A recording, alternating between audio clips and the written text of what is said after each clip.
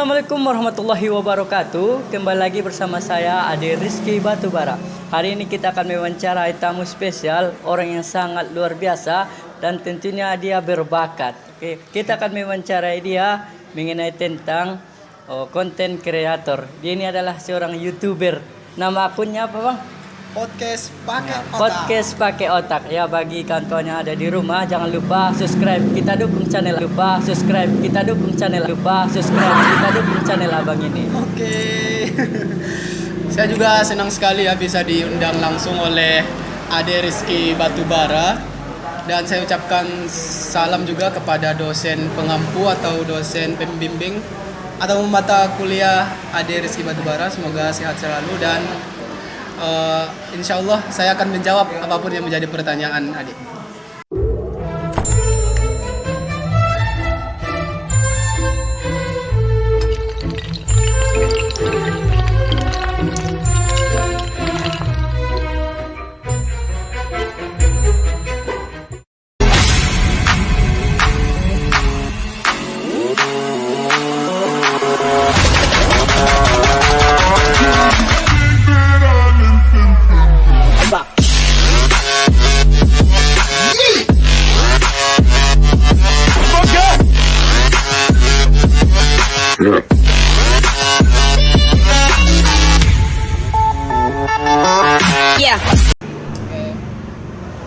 Jadi gini, Bang, saya ini ada tugas dari dosen pengampu saya, Bapak Salman Farid. Jadi tugasnya ini yaitu mewawancarai salah satu konten kreator mengenai tentang YouTube yang dia buat. Oke. Jadi saya nih ya. Jadi pertanyaan yang pertama. Bagaimana sih Abang bisa menemukan konsep atau ide cerita sehingga bisa dituangkan dalam bentuk karya ini? Mungkin Abang bisa mulai awal mula Abang kepikiran untuk membuat akun YouTube ini. Oke, terima kasih ya sebelumnya kepada Ade Rizky Batubara. Saya sangat merasa senang sekali ya bisa dilibatkan dengan tugas kuliah Anda gitu ya. Semoga bisa bermanfaat dan saya berharap juga semoga Nah, untuk Bapak dosen juga saya ucapkan terima kasih juga kepada Bapak dosen dan saya ucapkan salam juga kepada Bapak yang melihat atau teman-teman yang menyaksikan video ini. Saya memperkenalkan diri dulu. Nama saya Khoirul Ihsan Daulae dan saya sekarang aktif untuk konten kreator. Jadi konten kreator ini tadi Adek belum tanya mungkin ya, apa konten maksudnya konten saya itu di bidang apa gitu ya, jangan-jangan saya kontennya cover-cover lagu gitu ya. Ternyata enggak, saya ini konten kreator di bidang podcast gitu ya, podcast karena sekarang lagi tren-tren gitu ya, orang lagi banyak sekarang influencer lagi trendingnya untuk konten podcast karena podcast ini kita nanti bisa bercerita-cerita atau berbagi-bagi kisah inspiratif gitu. Jadi nama channel saya itu podcast pakai otak gitu. Iya. Nama channel saya itu podcast pakai otak. Saya terinspirasi untuk membuat channel podcast itu berawal dari ketika saya lulus kuliah. Saya juga alumni dari STAIN Mandailing Natal. Saya lulus pada tahun 2020 akhir. Nah, ketika saya kemarin lulus kuliah, saya berpikir nih, ini saya udah lulus dan lapangan pekerjaan kepada saya masih belum ada gitu ya, dengan tanda kutip masih belum ada. Jadi saya berpikir bagaimana caranya agar saya ini tidak menjadi penyumbang pengangguran. Saya tidak mau dong jadi pengangguran setelah saya lulus kuliah. Orang kan menganggapnya seperti itu. Biasanya anak yang baru lulus kuliah itu pasti nanti akan menjadi pengangguran gitu ya. Dan saya takut itu terjadi pada saya, tuduhan itu benar pada saya. Akhirnya saya berputar pikiran bagaimana kalau saya membuat konten sehingga saya masih bisa aktif di luar, sehingga saya tidak terus di rumah. Orang tua saya pun berpikir saya ada kegiatan di luar gitu ya, produktif gitu. Jadi akhirnya saya berpikir untuk membuat konten. Jadi sebelumnya saya berpikir lagi konten apa yang ingin saya buat gitu ya, apa yang saya skill yang saya pandai gitu ya. Jadi kita tahu sendiri apa yang menjadi kemampuan yang ada pada diri kita.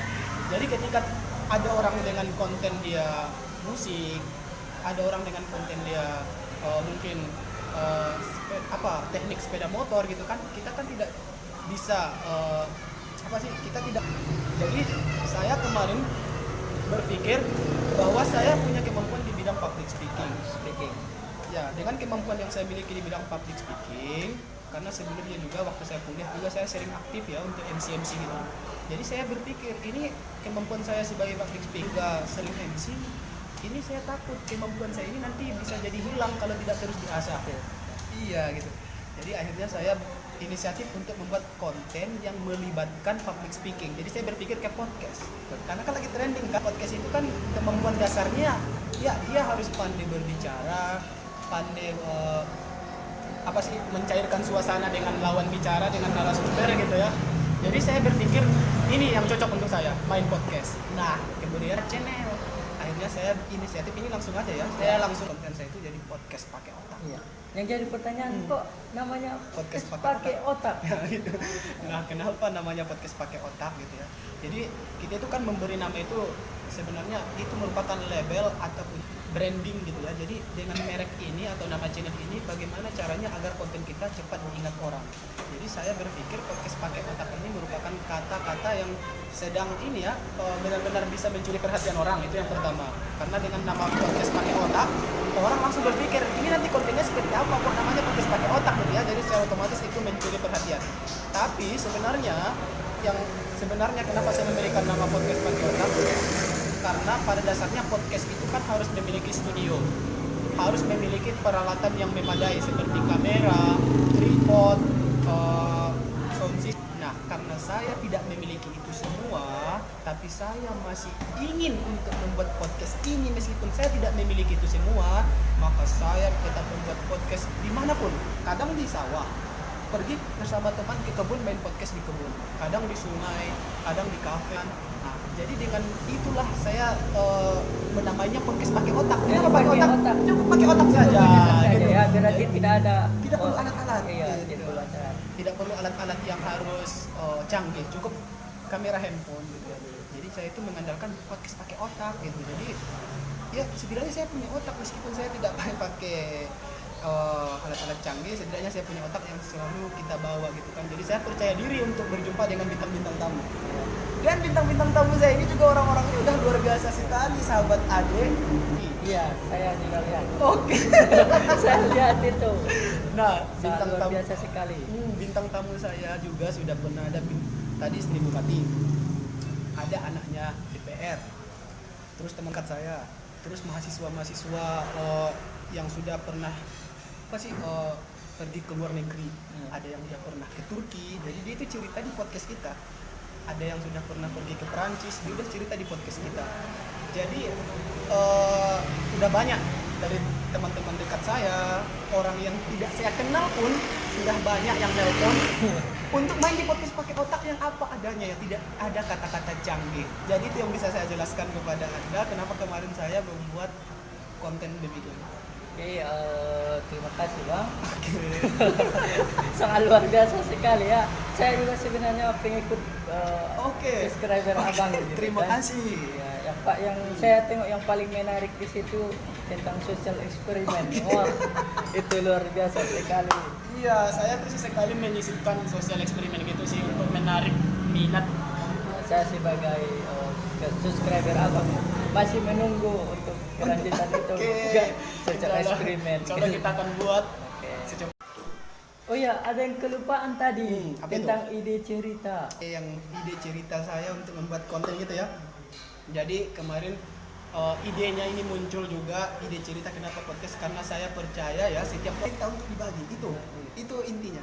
Saya yakin setiap orang siapapun pasti memiliki cerita untuk dibagi. Tidak harus pejabat, tidak harus artis gitu ya, tidak harus seorang politisi, tapi siapapun. Bahkan ada Rizky sekalipun pasti punya cerita untuk dibagi.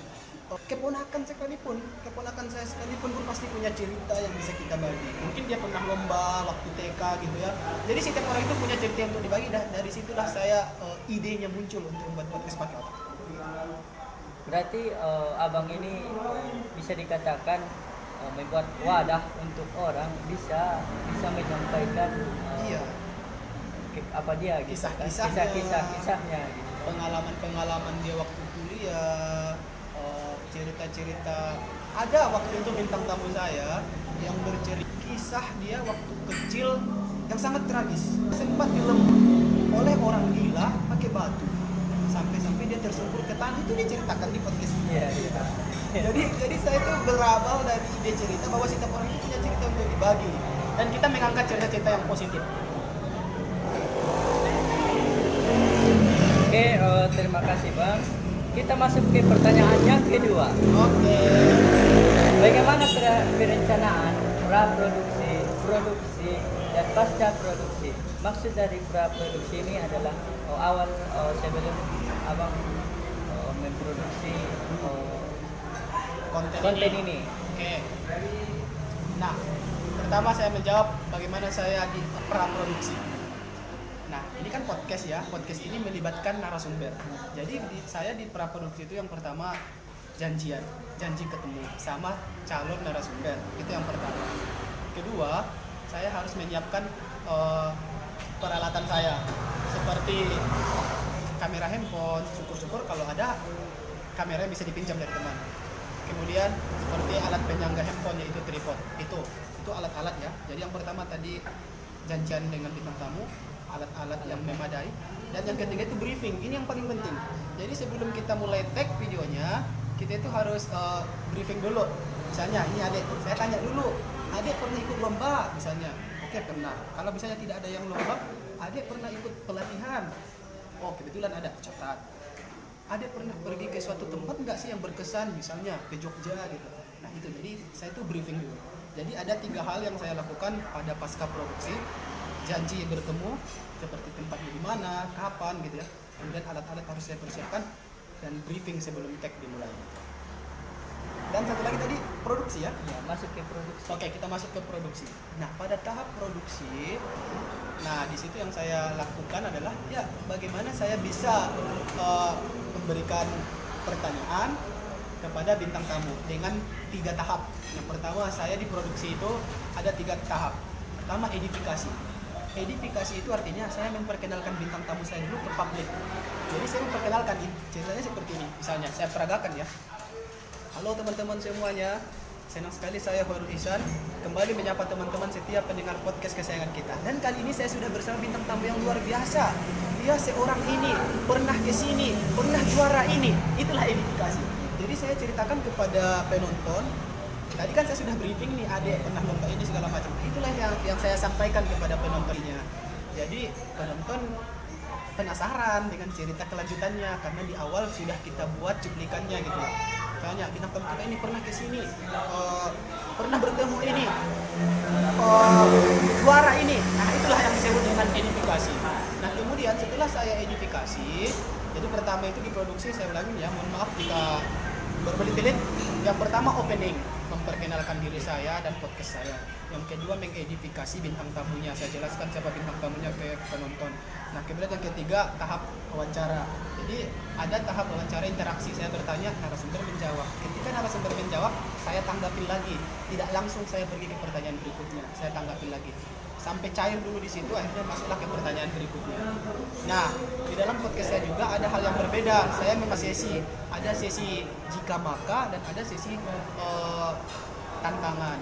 Sesi jika maka itu ya saya bertanya berupa kalimat yang panjang, kemudian ada titik-titik yang dia harus lanjutkan. Misalnya seperti ini. Jika Ade Rizky diberikan kekuatan super, maka kekuatan super apa yang ingin Ade Rizky jawab gitu. Nah, ini seperti pertanyaan logika gitu ya, analogis gitu. Nah, ada juga tahap tantangan. Misalnya saya kedatangan bintang tamu kemarin ya yang pandai menari. Pernah dia menari waktu acara Asian Games. Jadi saya itu menantang dia gerakan tari. Ada menantang untuk menyanyi gitu. Nah, seperti itu sih pasca tahap produksinya. Nah, yang terakhir baru penutupan. Akhirnya saya menutup, saya ucapkan terima kasih gitu ya kepada penonton, dan kami menyapa penonton di luar sana, dan kami ucapkan salam. Itu kan lagi saya ulangin. Yang pertama saya opening, yang kedua saya edifikasi, kemudian saya jawab, kemudian yang keempat ada sesi-sesi khusus ya seperti jika maka dan sesi tantangan, kemudian yang kelima penutupan. Tadi ada tahap apa lagi pertanyaannya? Pasca produksi, Pasca. setelah diproduksi itu.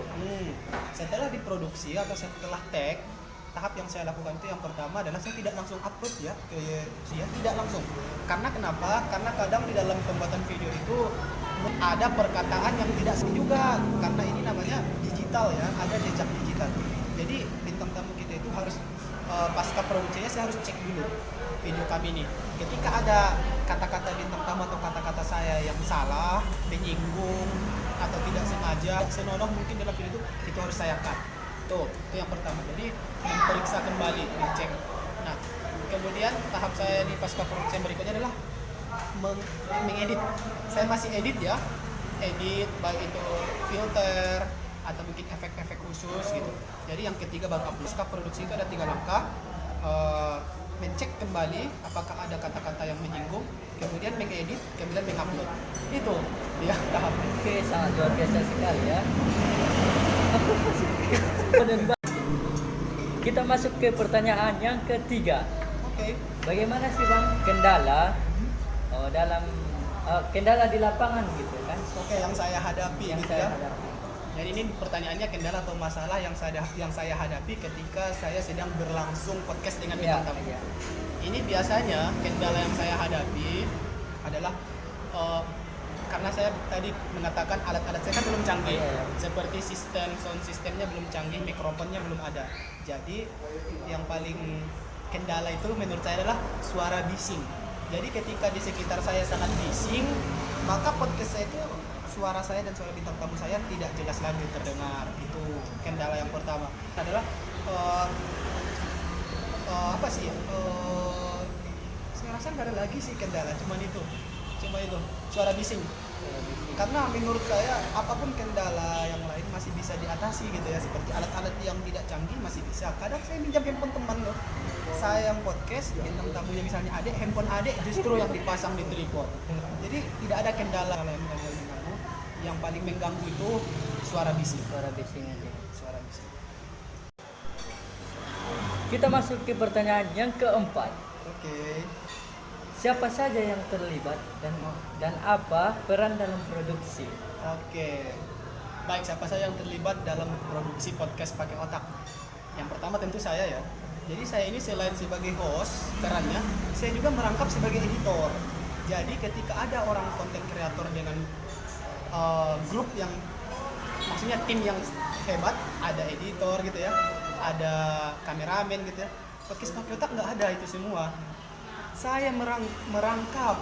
Jadi saya sebagai host, saya sebagai editor, kameramen. Kameramen ini bisa jadi tripod. Kalau tidak ada tripod, kadang saya main podcast tidak ada tripod ya.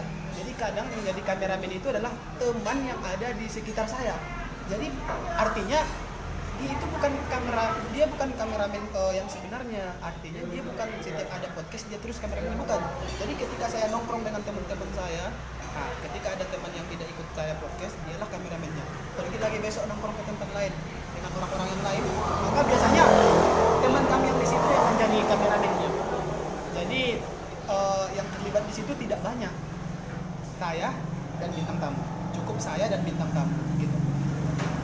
Editor segala macam dan upload itu saya. Kameramen kadang saya butuh bantuan teman, tapi bukan berarti dia kameramen saya gitu. Saya hanya cuma minta bantuan dia gitu. Itu yang bisa saya sampaikan. Yang terakhir nih Bang, ini sebenarnya bukan pertanyaan untuk Abang, Oke. tapi ditujukan kepada saya. Jadi anggaplah saya ini adalah penonton, subscriber Abang gitu kan. Oke. Jadi saya ini ingin mengomentari mengenai tentang kelebihan dan kelemahan tentang podcast atau video yang Abang kirim di akun Abang. Berarti saya yang bertanya ini harusnya. Oh ya. Ade Rizky sebagai tadi ngaku sebagai subscriber Salah satu. atau penonton lah kita sebut podcast yang saya upload. Untuk kemajuan saya ke depannya, saya bertanya kepada Ade Rizky, apa kekurangan yang Ade Rizky lihat setiap konten yang saya upload beserta kelebihannya? Apa yang Anda temukan? Pertama kita ke kelebihan dulu. Kelebihan. Kelebihan dulu. Oke, kelebihan yang saya lihat ya, abang itu pandai mengambil backgroundnya gitu kan. Oke. Backgroundnya bagus gitu kan. Dan juga yang menarik di situ memang isi kontennya itu sangat menarik karena Oke. menghadirkan orang-orang yang berbakat berprestasi gitu kan. Yang dulunya kita tidak tahu, rupanya ada orang-orang yang berbakat di sekitar kita gitu kan. Oke. Dan selanjutnya Kelemahan. kelemahan. Kalau Oh, kelebihan masih ada tadi atau gimana? cukup. Cukup. Kita ke kelemahan ya. Kelemahan yang saya lihat sih salah satunya kualitas video sih masih kurang. Mungkin Iya. seperti yang abang bilang tadi karena faktor pendukung tentang alat musik apa gitu kan. Belum ada, belum Ah. memadai gitu ya. Yang kedua masih kurang jelas. Iya. Terus juga saya mengomentari tentang podcast abang. Saya lihat ya subscriber abang itu masih 380-an lewat kita. 330-an. Oh, Mas. 330-an Iya. dan tontonnya 17.000. Jadi menurut saya ini dari pandangan dari saya sebenarnya isi dalam yang abang upload ini mengenai tentang podcast mewawancarai orang-orang berbakat itu sebenarnya terlalu cepat. Oke. Terlalu cepat. Iya. Ya. Karena kebutuhan orang sekarang bukan cerita-cerita motivasi kan Iya, ya? iya, iya. Iya, iya. Saya berkata seperti itu. Saya melihat konten-konten orang kan sebenarnya kalau podcast kalau podcast mewawancarai seseorang itu terlalu cepat karena sebenarnya di dalam YouTube itu kan kita harus mempunyai di situ ada yang namanya penonton setia gitu kan, penonton tetap gitu. Nonton tetap. Jadi kalau menurut saya bincang-bincang sama-sama orang-orang berbakat itu orang masih kurang penasaran gitu kan. Iya. Jadi menurut saya yang menarik di situ yang social eksperimen. Social eksperimen, Kalau ya. itu saya lihat banyak penontonnya, like-nya juga gitu. Jadi seharusnya abang itu Ya. awalnya membuat konten-konten Ya. seperti itu gitu Betul. kan. Ya. Betul, memang yang disampaikan sahabat Ade, saya sangat berterima kasih karena saya dapat menyimpulkan ini apa yang disampaikan sahabat Ade. Ketika kita menjadi YouTube pemula seperti saya dengan konten berbau motivasi, orang belum tentu tertarik gitu ya. Karena orang-orang itu biasanya tertarik pada konten-konten yang berbau sensasi-sensasi gitu ya, sensasi atau hiburan. Sehingga memang daya tariknya belum ada, yang menonton pun viewsnya pun belum banyak gitu ya. Sehingga itu memang menjadi kelemahan buat saya. Kenapa saya terlalu nekat untuk langsung podcast inspirasi. Beda, kenapa podcast orang lain maju? Karena orang lain itu sudah punya nama kian kali ya. Misalnya udah artis kian, sehingga dia buka main podcast, penontonnya udah langsung banyak. Iya. Ihsan belum artis kian, langsung main podcast gitu ya. Makanya seperti yang ada Rizky bilang terlalu cepat gitu. Nah, memang saya sempat membuat konten eksperimen gitu ya. Itu memang penontonnya banyak dan yang mereview juga banyak, yang menceritakan itu kepada saya kembali banyak. Tapi dari situ saya dapat menyimpulkan bahwa memang orang itu sekarang hobinya nonton hiburan gitu. Iya, nonton Mungkin hiburan. terlalu jenuh karena pandemi kali ya. Iya. Tapi saya sangat berterima kasih. Memang satu lagi tadi Anda mengatakan audio yang keluar dari video saya memang kurang jelas. Itu saya akui. Karena memang seperti yang saya katakan tadi, kita tuh langsung gitu loh, gitu. Tidak ada mic-nya. Kemudian kualitas gambar juga seperti yang sahabat katakan memang ya dilatar belakangi karena alat lah. Jadi saya sangat berterima kasih, semoga kedepannya saya bisa memperbaiki karya-karya. Ada lagi yang mau disampaikan? Oke, saya rasa wawancara kita kepada sahabat-sahabat yang ada di luar sana, kita dukung channel abang ini, namanya Podcast Pakai Otak. Oke, terima kasih juga buat teman-teman yang sudah menonton dan pada Bapak Rizky ini anak yang baik Pak, diluluskan ya Pak ya. Oke Pak, terima kasih.